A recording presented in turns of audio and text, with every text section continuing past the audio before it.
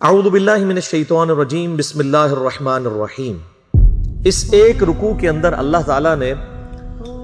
جو قیامت کے دن کا نقشہ ہے اس اعتبار سے کھینچا ہے کہ جب مجرم لوگ اپنے رب کے حضور حاضر ہوں گے تو ان پر کیا کنڈیشن گزر رہی ہوگی، اور یہ اللہ تعالیٰ کا بڑا کرم ہے کہ اس نے ہماری موت سے پہلے آخرت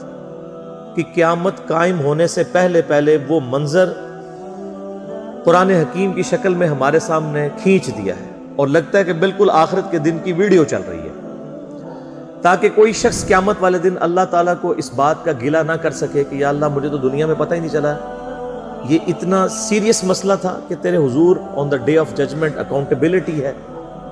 اللہ کے حضور پیشی ہونی ہے، جواب دہی ہونی ہے اپنے اعمال کی۔ تو جو مجرم لوگ ہیں وہ اللہ کے حضور کس حال میں پیش ہوں گے،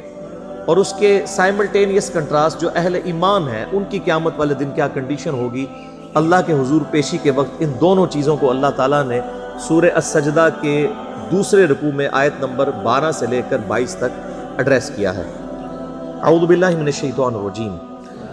وَلَوْ تَرَىٰ إِذِ الْمُجْرِمُونَ نَاكِسُو رُؤُوسِهِمْ عِنْدَ رَبِّهِمْ،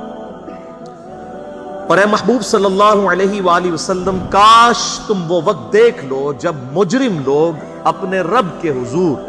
قیامت کے دن سر جھکائے ہوئے کھڑے ہوں گے، ربنا ابصرنا وسمعنا، اور کہیں گے اے ہمارے رب ہم نے اپنی آنکھوں سے دیکھ لیا اور یہ سارے کا سارا منظر سن بھی لیا، فرجعنا نعمل صالحا، پس ہمیں ایک دفعہ دنیا میں دوبارہ بھیج دے، ہم نیک اعمال کریں گے،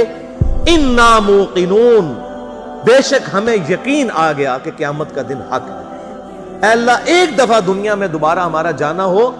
ہم بالکل اپنے اعمال کو سدھار لیں گے اور نیک اعمال اختیار کریں گے، اے اللہ ایک چانس ہمیں دے دے، دوبارہ دنیا میں بھیج، ہمیں یقین آ گیا۔ لیکن دیکھ کر مانا تو کیا مانا؟ سورۃ الملک میں اللہ تعالیٰ نے فرمایا ان الذین یخشون ربہم بالغیب، بے شک جو لوگ بن دیکھے اپنے رب سے ڈرتے ہیں، لہم مغفرۃ واجر کبیر، ان کے لیے مغفرت اور بڑا اجر ہے۔ دیکھ کے تو سب نے مان لینا، بغیر دیکھے ماننے پر ہی جنت ہے۔ یہاں پر دیکھیں یہ مجرم لوگ کیا کہیں گے، ربنا ابصرنا وسمعنا، اے رب ہمارے ہم نے دیکھ لیا اپنی آنکھوں سے، سن بھی لیا، فرجعنا، پس ہمیں دوبارہ بھیج دے، نعمل صالحا، ہم دنیا میں جا کر نیک اعمال اختیار کریں گے، انا موقنون، بے شک ہمیں یقین آ گیا کہ قیامت کا دن حق ہے۔ لیکن یہ اللہ تعالیٰ نے ایک عجیب معاملہ رکھا ہے، انسان کو اتنے پردے میں رہتے ہوئے بھی اللہ تعالیٰ اپنی قدرتوں سے عیاں ہے، اتنا ظاہر ہے کہ اللہ سے زیادہ ظاہر کوئی چیز نہیں، اور اتنا باطن ہے کہ اللہ سے چھپی ہوئی زیادہ کوئی اور شے نہیں۔ لیکن اللہ تعالیٰ نے اپنے انبیاء اکرام علیہ السلام اور کتابوں کے ذریعے مرنے سے پہلے انسان کو آخرت کے دن کی جو جواب دہی ہے اس کی نقشہ کشی قرآن حکیم کے اندر کرتی ہے۔ اب اللہ تعالیٰ کی طرف سے ذرا جواب سنیں، وَلَوْ شِئْنَا لَآتَيْنَا كُلَّ نَفْسٍ هُدَاهَا، اگر ہم ہدایت ہی دینا چاہتے زبردستی تو پوری انسانیت کو ہی ہدایت دے دیتے، سب کو، جنوں اور انس کو ہدایت دے دیتے۔ وَلَكِنْ حَقَّ الْقَوْلُ مِنِّي لَأَمْلَأَنَّ جَهَنَّمَ مِنَ الْجِنَّةِ وَالنَّاسِ أَجْمَعِينَ، لیکن میری طرف سے یہ بات طے پا چکی ہے کہ میں ضرور بھر دوں گا دوزخ کو سرکش جنوں اور انسانوں سے، چونکہ یہ میں نے بات طے کر لی ہے، لہٰذا میں زبردستی کسی کو ہدایت نہیں دوں گا۔ ورنہ اللہ کے لیے کیا مسئلہ ہے؟ اللہ تعالیٰ تو آنے واحد میں ایک سیکنڈ کے اندر پوری انسانیت کو ابو بکر، عمر، عثمان و علی رضی اللہ عنہم اجمعین وعلیہم السلام اجمعین بنا دے۔ اللہ کے لیے کوئی مسئلہ ہے؟ اللہ تعالیٰ فرماتا ہے اگر ہم نے زبردستی ہی ہدایت دینی ہوتی تو ہم نے سب کو ہدایت دے دینی تھی، لیکن اللہ تعالیٰ نے ایسی مخلوق تو پہلے ہی پیدا کی ہوئی ہے زبردستی ہدایت والی، جس کو ہم اپنی کمپیوٹر کی لینگویج میں کہتے ہیں بائی ڈیفالٹ، جو اپنی مرضی سے نہیں بلکہ اللہ تعالیٰ نے اس کو بنایا ہی ایسا ہے کہ وہ اللہ کی تابع فرمان ہے، اور وہ ہیں فرشتے، اللہ کی نافرمانی کر ہی نہیں سکتے۔ انسان اور جن، یہ دو مخلوقات اکاؤنٹیبل ٹھہرائی گئی ہیں، کیوں؟ ان کو اللہ نے ول دی، یہ اپنی مرضی سے رب کو چوائس کرتی ہے، یہ اپنی مرضی سے اللہ کو ٹاپ پرائورٹی مانتی ہے اگر مانے تو۔ اسی لیے کہا گیا نا کہ ہے فرشتے سے بہتر انسان بننا، مگر اس میں لگتی ہے محنت زیادہ۔ واللہ انسان کے پاس یہ جو خوبی ہے اور یہ ایسٹ ہے کہ انسان اپنی مرضی سے اپنے رب کو چوز کرتا ہے،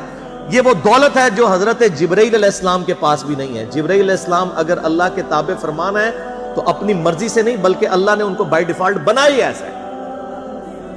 انسان تو ان تمام حالات و واقعات میں اپنے رب کو چوز کرتا ہے، اور یہی چیز تو اللہ کو پسند ہے۔ اسی لیے دیکھ لیں، جنت فرشتوں کے لیے نہیں ہے، انسانوں کے لیے، اپنی مرضی سے۔ انا ہدیناہ السبیل اما شاکرا و اما کفورا، ہم نے ہدایت کا راستہ واضح کر دیا ہے، چاہے تو شکر گزاری کی روش اختیار کرو، خواہ نہ شکری کی۔ اللہ تعالیٰ نے انسان کو دنیا کے اندر اختیار دے دیا، لیکن اس کائنات کی سب سے اہم ترین، سب سے ایلیٹ چیز جو ہے وہ ہدایت ہے۔ یہ آپ کو فٹ پاتھ پہ راہ چلتی ہوئی نہیں ملے گی، بلکہ محنت کرنی پڑے گی۔ والذین جاہدوا فینا لنہدینہم سبلنا، جو لوگ ہماری راہ میں کوشش کریں گے ہم ان کے لیے اپنی راہیں کھولیں گے۔ جو کوشش نہیں کرے گا اللہ تعالیٰ بے پرواہ ہے، اللہ تعالیٰ کو کوئی پرواہ نہیں ہے۔ انسان نے اپنی مرضی سے اپنے رب کو چوز کرنا ہے، تو اللہ تبارک و تعالیٰ مائل بکرم ہے ایسے شخص کے لیے۔ تو یہ جو آیا کہ اگر ہم زبردستی ہی ہدایت دینا چاہتے تو جتنے لوگ ہیں ان کو ہدایت دے دیتے، لیکن ہماری طرف سے یہ بات طے پا چکی تھی کہ میں ضرور بھر دوں گا دوزخ کو سرکش لوگوں سے، خواہ وہ جنوں میں سے ہوں یا انسانوں میں سے۔ اور اس کانٹیکسٹ میں سورۃ الاعراف کی آیت میں کہتا ہوں قرآن حکیم کی سخت ترین آیت ہے، اس سے زیادہ کوئی سخت آیت نہیں ہے اس کانٹیکسٹ میں۔ وَلَقَدْ ذَرَأْنَا لِجَهَنَّمَ كَثِيرًا مِنَ الْجِنِّ وَالْإِنسِ، اور بے شک ہم نے کثرت کے ساتھ جن اور انسان پیدا اس لیے کیے کہ وہ دوزخ میں جائیں۔ یہ کتنی الارمنگ آیت ہے۔ یہ سورۃ الاعراف آیت نمبر 179 ہے، قرآن حکیم میں کھول کے پڑھ لیجئے گا، یہ میں کوئی اپنی طرف سے بیان نہیں کر رہا۔ ہمیں جس خدا کا تعارف کروایا گیا نا این جی اوز کے ذریعے اور یہ میٹھی میٹھی باتیں کرنے والے وائزین کی طرف سے، وہ خدا اور ہے، اور جس خدا کا تعارف اللہ کے محبوب صلی اللہ علیہ وآلہ وسلم نے کروایا اس قرآن حکیم کے ذریعے، وہ خدا اور ہے۔ اللہ کا کوئی رشتہ دار نہیں میرے بھائیوں، جس کو پنجابی کہتے ہیں نا کنو کڈ لو یہ گل۔ سیدنا سعد ابن ابی وقاص رضی اللہ تعالیٰ عنہ کو جب جنگ قادسیہ کے لیے سیدنا عمر فاروق رضی اللہ تعالیٰ عنہ نے روانہ کیا پرشین امپائر کے خلاف، جو اس وقت دو سپر پاورز میں سے ایک سپر پاور تھی، ایک رومن امپائر تھی جو جنگ یرموک میں گر گئی، اور جنگ قادسیہ کے اندر پرشین امپائر بھی گھٹنے ٹیک گئی۔ تو سعد ابن ابی وقاص چونکہ نبی علیہ السلام کے ننیحال کے خاندان سے تھے، رشتے میں آپ صلی اللہ علیہ وآلہ وسلم کے ماموں لگتے تھے،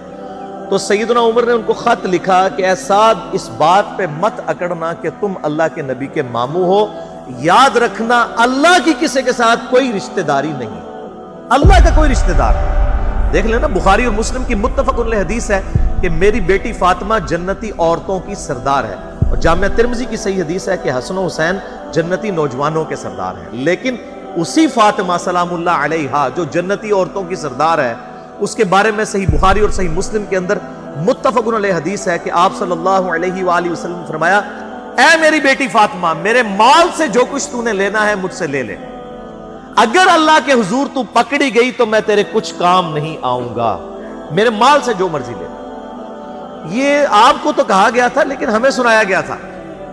کہ کوئی ایسا فرسودہ عقیدہ نہ رکھ لینا کہ بغیر اعمال کے ہی انسان کو جنت مل جائے گی۔ اعمال اور اللہ کی رحمت دونوں چیزیں شامل حال ہیں۔